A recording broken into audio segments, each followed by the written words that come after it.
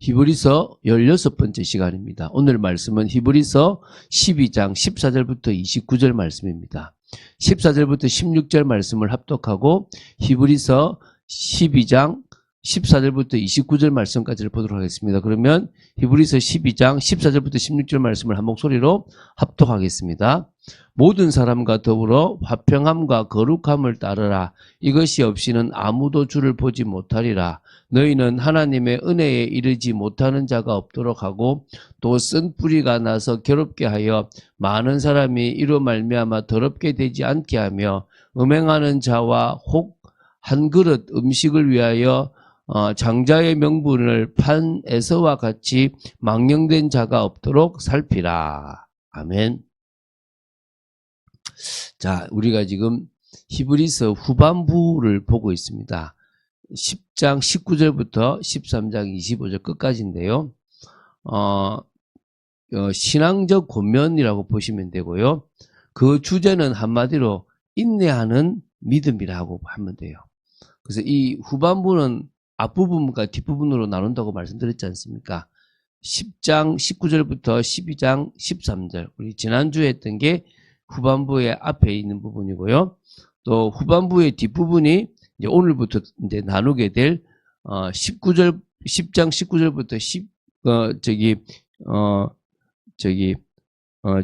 12장 14절부터 13장 25절까지입니다. 그래서 우리가 이제 이 뒷부분 앞에는 인내하는 믿음이었다면 이제 인내하는 신앙생활인의 생활, 그 신앙인의 생활에 대해서 이렇게 권면한 내용입니다. 우리가 이제 신앙인으로서의 삶도 필요하지 않습니까? 그렇죠? 그게 이 12장 14절부터 13장 25절까지입니다. 이제 그 시작으로 이제 오늘은 12장 14절부터 29절까지를 보는 겁니다. 자, 히브리서 12장으로만 생각해 봅시다. 12장의 1절부터 13절까지는 믿음의 경주를 해라. 하나님의 징계는 반드시 있다라는 부분을 다루었습니다.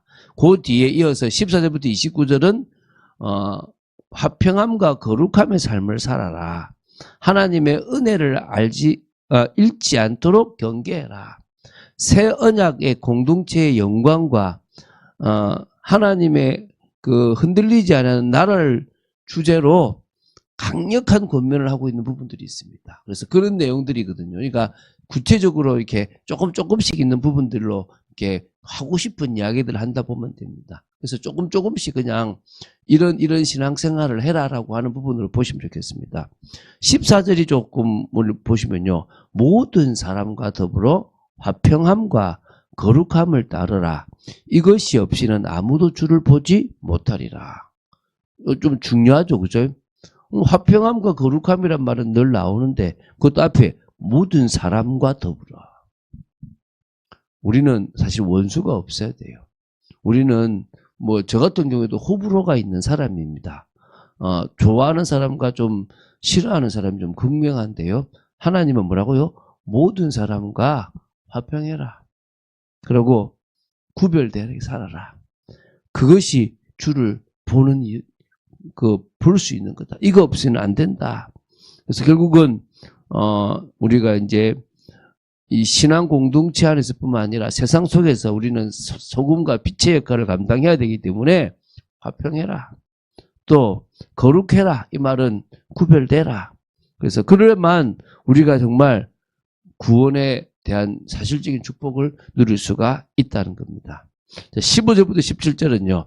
은혜에서 떨어지지 않도록 주의해라. 우리 이것도 읽었죠. 너희는 하나님의 은혜에 이르지 못하는 자가 없도록 하고 또 쓴 뿌리가 나서 괴롭게 하여 많은 사람이 이로 말미암아 더럽게 되지 않게 하며 쓴 뿌리가 있어요. 우리 속에 올라와요. 시간 지나면 올라오고 근데 조금 놓치면 올라오고 내 중심이 조금 변질되면 올라오는 게 있다고요. 음행하는 자와 혹 한 그릇 음식을 위하여 장자의 명분을 판 에서와 같이 망령된 자가 없도록 살피라. 음행하는 자 옆에 두지 말고요.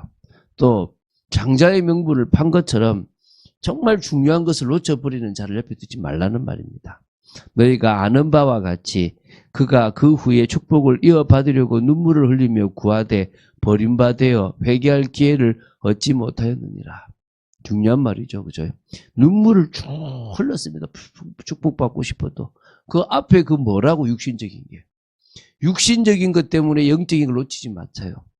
이 팥죽 한 그릇에 장자 명분을 팔았던 에서처럼 우리가 그런 인생을 살아간다면 어리석죠. 아, 주님 아시잖아요. 모릅니다. 알아주지 않습니다. 아시기 때문에 더 혼냅니다. 여러분의 중심이 어디 있는지 보세요. 그 팥죽 한 그릇과 같은 육신적인 것에 있는 건지 영원한 세계와 하나님의 뜻이 있는 건지 그건 여러분이 판단해야 돼요. 주님 알고 계시기 때문에 주님 여러분 보고 계신 겁니다. 그게 믿음이에요. 믿음. 아, 목사님 행위 아닙니까? 여러분 믿음이 있기 때문에 우리는 순종하는 거예요. 믿음이 있기 때문에 팥죽 한 그릇에 인생을 드리는 게 아니라 정말 장자의 명분에 인생을 드리는 거예요. 우리는 믿음이 있기 때문에 없어져 버릴 육신적인 것에 인생을 드리는 게 아니라 영원한 세계에 하나님의 원하시는 것에 방향을 맞추는 겁니다. 강하다는 게 아니에요. 목사님 왜 이렇게 자꾸 강하게 하시냐. 그게 기준이에요. 주님은 그러지 못해도 저도 그러지 못하면 그래 다시 합시다 이렇게 할 수 있죠. 그 기준을 말씀드려요. 기준을. 자, 그래서 은혜를 잃을 수도 있는 세 가지 위험 요소가 이제 이게 지금 나옵니다. 자, 하나님의 은혜에 부족한 자가 생기지 않도록 은혜를 소홀히 여기지 않도록 하는 겁니다. 두 번째는 쓴뿌리. 신명기 29장 18절에 배경을 한 건데요. 공동체 안에서 불신앙, 반역, 또 독을 품는 태도, 막 이런 공동체를 오염시키고 타락시키는 것들을 말합니다.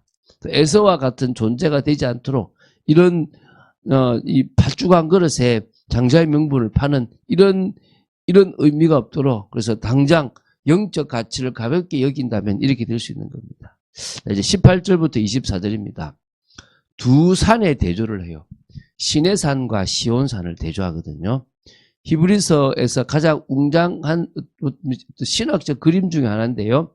18절부터 21절이 시내산이에요. 두렵고 꺼리게 하는 옛 언약, 십계명을 받았던 곳입니다. 너희는 만질 수 있고 불이 붙는 산과 침침함과 흑암과 폭풍과 나팔 소리와 말하는 소리가 있는 곳에 이른 것이 아니라 그 소리를 듣는 자들은 더 말씀하지 아니하시기를 구하였으니 이는 짐승이라도 그 산에 들어가면 돌로 침을 당하리라 하신 명령을 그들이 견디지 못함이라. 그 보이는 바가 이렇듯 무섭기로 모세가 이르되 내가 심히 두렵고 떨린다 하였느니라. 이 지금 시내산의 특징이에요. 불과 흑암과 폭풍과 나팔 소리가 나는 하나님의 음성이 나서 너무 두려워서 백성들이 감당치 못했던 짐승도 산에 닿으면 죽임을 당하는 그래서 모세조차도 두렵고 떨린다라고 했던 율법 아래서의 하나님은 거룩하고 또 아주 공의로우신 그런 분입니다. 그래서 죄인은 함부로 접근할 수 없는 그런 존재를 말합니다. 22절부터 24절이죠. 이 시온산입니다. 은혜의 새 언약의 공동체가 있는 곳입니다. 그러나 너희가 이런 곳은 시온산과 살아계신 하나님의 도성인 하늘의 예루살렘과 천만천사와 하늘에 기록된 장자들의 모임과 교회와 만민의 심판자이신 하나님과 및 온전하게 된 의인의 영들과 새 언약의 중보자이신 예수와 및 아벨의 피보다 더 나은 것을 말하는 뿌린 피니라. 우리는 과거 이스라엘 백성들이 있었던 그 십계명의 자리 시내산에 있는 게 아니라 은혜의 새 언약이 있는 시온산에 있습니다. 살아계신 하나님의 도성이고 하나님의 예루살렘이라고 합니다. 천만 천사들이 찬양하며 잔치하는 곳, 하늘의 이름이 기록된 교회가 총회가 있는 곳, 만민의 심판자 되신 하나님과 의인들의 영이 있는 곳, 새 언약의 중보자이신 예수님이 계신 곳, 아벨의 피보다 더 나은 피가 뿌려지는 곳. 그래서 예수님으로 인해서 두려움의 산이 아닌 은혜의 산으로 바뀌었습니다. 우리는 율법 아래에 있는 게 아니라 은혜 아래에 있습니다. 신분을 바꾸신 겁니다. 우리의 삶의 모든 것을 바꾸신 겁니다. 오늘 이 사실을 믿게 되기 바랍니다. 그래서 25절부터 27절 들은 진리를 거절하지 말라. 너희는 삼가 말씀하신 일을 거역하지 말라. 땅에서 경고하신 일을 거역한 그들이 피하지 못하였거든. 하물며 하늘로부터 경고하신 일을 배반하는 우리일까 보냐. 땅에서 그 광야에서 하나님의 그 말씀을 거역했던 경고를 거역해가 죽었지 않습니까? 그럼 하나님의 음성을 들으면 어떻겠습니까? 우리 은혜 아래 있으니까. 그때에는 그 소리가 땅을 진동하였거니와 이제는 약속하여 이르시되 내가 또 한 번 땅만 아니라 하늘도 진동하리라 하셨느니라. 이건 그 말씀은 차원이 다른 겁니다. 또 이 또 한 번이라 하심은 진동하지 아니하는 것을 영존하게 하기 위하여 진동할 것들 곧 만드신 것들이 변동될 것을 나타내심이라. 어려운 말이죠. 저도 사실 읽는데 어렵더라고요. 지금 하늘에서 말씀하신 예수 그리스도를 거절한 것은 이 땅에서 있었던 그런 그들과 심판과 완전 다른 차원의 것이다. 그래서 이제 하늘도 흔들 것이다 이 말입니다. 다시 말하면 창조한 것들이 무너지겠고 흔들리지 않는 영원한 나라가 도래할 것이다. 그렇기 때문에 믿음을 지키고 믿음의 삶을 살아가라 이 말입니다. 자, 그래서 28절부터 29절까지 흔들리지 않은 나라를 받은 자의 삶입니다. 그러므로 우리가 흔들리지 않는 나라를 받았은즉 은혜를 받자 이로 말미암아 경건함과 두려움으로 하나님을 기쁘시게 섬길지니 우리 하나님은 소멸하는 불이심이니라. 여러분 믿는 자들이 이미 소유한 영원하고 확고한 하나님의 나라가 있습니다. 받았습니다. 그래서 여러분 뭐라고요? 은혜를 받으시기 바랍니다.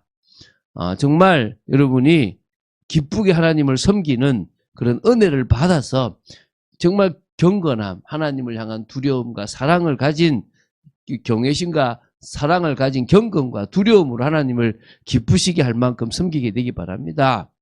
그럴 때 우리는요 정말 참응답을 받습니다. 왜? 우리 하나님은 소멸하는 사라지는 불이십니다. 하나님은 은혜의 하나님이시면 동시에 소멸시키는 불처럼 죄와 불순종을 심판하시는 거룩한 하나님 앞에 우리가 예수 그리스도로 담대히 서게 될 겁니다. 뭐를 지키면? 믿음을 지키면. 자, 로마서 1장 17절에 믿음으로 믿음에 이르게 한다.